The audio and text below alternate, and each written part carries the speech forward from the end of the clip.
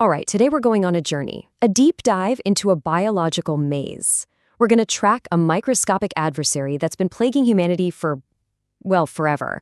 It follows this devious, incredibly complex path to survive, and we're going to trace that path from a single mosquito bite all the way to a full-blown invasion of the human body. We are, of course, talking about the parasite behind malaria. So to really get a sense of what we're up against, let's start with just one number, a really devastating one. 597,000. That's the estimated number of people who died from malaria in 2023. I mean, think about that. This isn't some historical footnote. This is one of the most lethal diseases on the planet right now. And the fight is far from over. So who is this devastating culprit? Well, it's not a virus, and it's not a bacterium. It's a tiny, single-celled parasite that belongs to the genus Plasmodium. And its secret to success? It's all about this intricate life cycle that cleverly uses two different hosts, the mosquito and us. You know, this quote from Dr. Deborah Samari just nails it. It perfectly captures what this is all about. You absolutely hate what the parasite does, but from a biological standpoint, you just have to respect its complexity. This isn't just about a disease, it's a relentless evolutionary arms race against a foe that is constantly and brilliantly adapting to everything we throw at it. Okay, so to understand this formidable opponent in our arms race, we need a proper introduction. Let's get to know the parasite itself. Right, so this group is called Plasmodium. Let's break that down a bit. Vector-borne, that just means it's carried by another organism, in this case, the mosquito. Now, apicomplexan, that's a bit more specific. It refers to a whole group of parasites that have this unique cellular toolkit. You can think of it like a microscopic lock-picking set that's specifically designed to break into host cells. And as we're about to see, it has two main hideouts inside the human body, our liver cells and our red blood cells. And this, right here, is where the genius of this parasite truly shines, its journey. This isn't just some simple infection. It's a meticulously planned, multi-stage invasion. We can pretty much map out this entire journey in 4 key phases. First up, you have the injection from a mosquito, which kicks the whole thing off. Second, there's a silent invasion of the liver, where it can multiply completely undetected. Third, it launches an all-out assault on the bloodstream, and that's when you actually feel sick.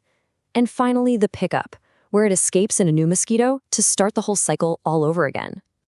So it all begins with this form right here, the sporozoite. When an infected female Anopheles mosquito bites, she injects these tiny, mobile invaders right into our bloodstream.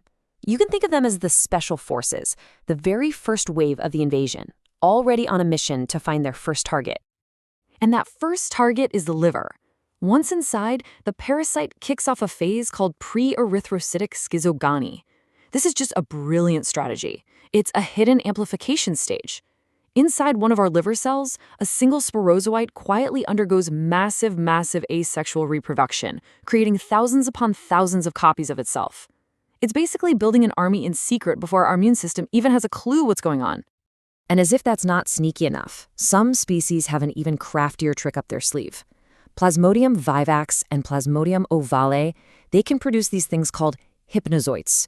These are basically dormant forms that can just hang out, sleeping in the liver for weeks, months, or even years. Then, long after the initial illness is gone, bam, they reactivate and cause a full-blown relapse. It's a huge challenge for treatment. So once the army is built, the liver cells burst open, releasing this next form, the merozoite. This is the stage that takes the fight from the liver and brings it into the bloodstream. These merozoites are, as one source put it, exquisite invasion machines, perfectly adapted for their one and only next target, our red blood cells. And now we've hit the blood stage, the erythrocytic cycle, and this is where the symptoms of malaria just explode. Merozoites invade our red blood cells, they multiply inside, and then they burst out in these huge synchronized waves, releasing toxins into the bloodstream. This coordinated bursting is what causes those classic cyclical fevers. But for the most dangerous species, P. falciparum, it gets so much worse. The infected red blood cells become sticky. They start to cling to the walls of blood vessels. That's a process called cytoadherence. This causes them to get stuck or sequestered, creating these microscopic trophic jams that clog blood flow to vital organs, like the brain. And that leads to the most severe and deadly complications of malaria. But the parasite isn't just focused on destruction, it's also got a plan its escape. So some of those merozoites will develop into these sexual forms, the gametocytes. They just circulate in the blood, basically waiting for another mosquito to come along and bite. And here's a really key biological point. Because sexual reproduction happens inside the mosquito is actually the definitive host. We humans, we're just the intermediate stop on its journey. So that completes the parasite's devious journey. But here's the thing. Not all Plasmodium parasites follow the exact same script. There are actually 6 different species that regularly infect humans, and each one has its own unique strategy. Yeah, this table just shows that diversity perfectly. You've got P. falciparum, the indiscriminate killer that attacks red blood cells of any age. You've got P. vivax and P. ovale, the relapsers that can hide out in the liver. Then there's the more selective P. malariae and the zoonotic P. knowlesi, which can actually jump from macaque monkeys to humans. This isn't just academic, this diversity dictates exactly how we have to fight back. Knowing the species is absolutely critical for treatment. I mean, the diagnosis answers a life or death question. Are you dealing with P. falciparum, the killer that can cause cerebral malaria and needs immediate aggressive treatment?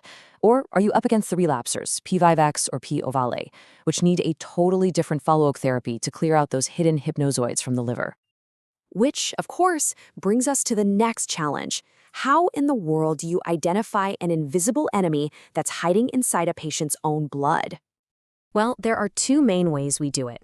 The gold standard is microscopy. A skilled technician looks at what are called GEMSA-stained blood films, and they can literally see the parasite, identify the exact species by its shape, and even count how many there are.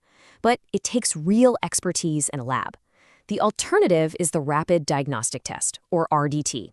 It's fast, you don't need to be an expert to use it, and it works kind of like a pregnancy test by detecting parasite proteins or antigens.